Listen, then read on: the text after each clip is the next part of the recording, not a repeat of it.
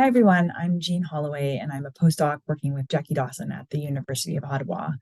And today I'm going to give a brief overview of work that myself and colleagues have been conducting on establishing what weather, water, ice, and climate, or WIC, information users need for safe vessel operation in the Canadian Arctic. So the Arctic is experiencing rapid changes in climate and weather patterns, with temperatures warming at 3 times the global rate. And this has caused a dramatic reduction in sea ice extent and thickness throughout the Arctic. And in some areas of the Canadian Arctic specifically, decreases have been about 10% per decade since the 1960s. And ice thickness has also been decreasing, but with less thick multi-year ice and more thin first-year ice. However, this younger and thinner ice pack means that it's highly mobile, and there's a great deal of variability from year to year. So although there is overall less sea ice, there is still a significant amount of ice present, and the mobile and unpredictable nature of that ice can be hazardous. Simultaneously, there's also been a rapid increase in ship traffic in the Canadian Arctic, increasing by about 90% since 2005. And this increase is particularly apparent for vessels with little to no ice strengthening, like pleasure craft, which includes things like sailboats and yachts.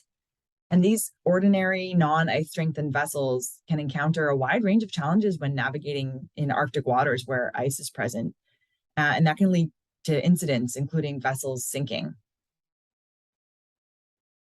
One important piece of technology that impacts travel in the Arctic and elsewhere and reduces risk to vessels is WIC information.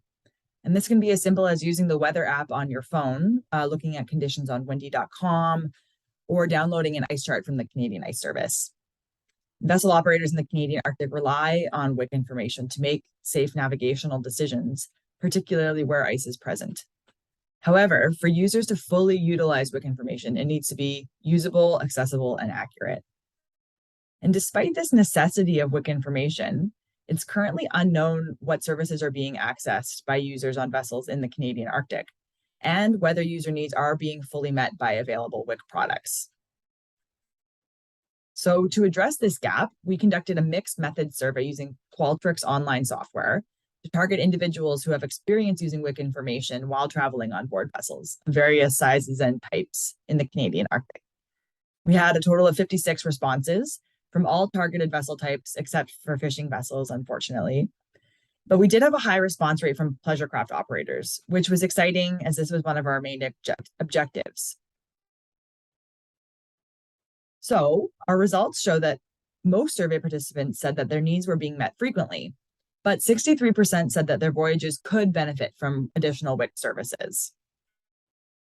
Survey respondents were asked to rank WIC factors by the importance for making navigation decisions for safe travel.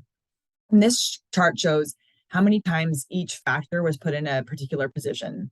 So warm colors are the most important rankings and cold colors are the least important rankings.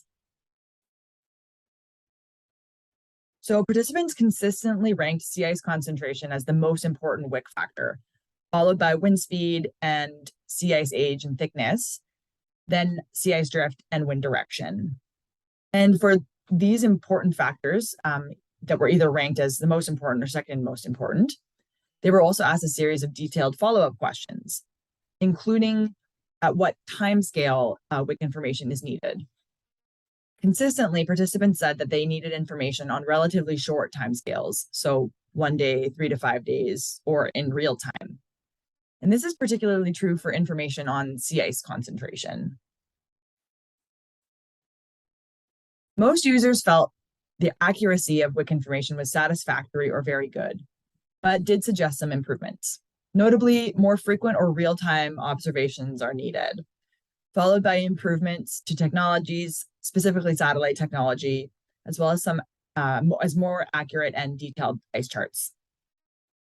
The need for to consider local factors was also emphasized among other things on this list. One of the major differences between pleasure craft operators and those operating other vessel types is where they found information inaccurate. So for pleasure craft operators, The Northwest Passage was identified as an area where WIC information is regularly inaccurate and where improvement is needed. For the operators of other vessel types, though, the extent of information deficiencies reported was much more geographically diverse. Like accuracy, most users were happy with the usability of current WIC services, but suggested some improvements. And again, more frequent updates was mentioned the most. Respondents said that faster connectivity speed would improve accessibility, as well as having information available via other methods for those without internet, which is important as several pleasure craft operators said they did not have internet access at all on their vessel. More reliable and better satellite coverage and improved signal strength would also improve accessibility and providing lower cost options, among other things listed here. So to summarize, overall, users are satisfied with the current services, but could benefit from additional WIC information and services. And ship operators emphasize that near real-time information is needed to make safe navigation decisions, especially for sea ice conditions. And the Northwest Passage was identified as the area where operators perceived information to be the most inaccurate, and an area where they experienced issues with internet connectivity.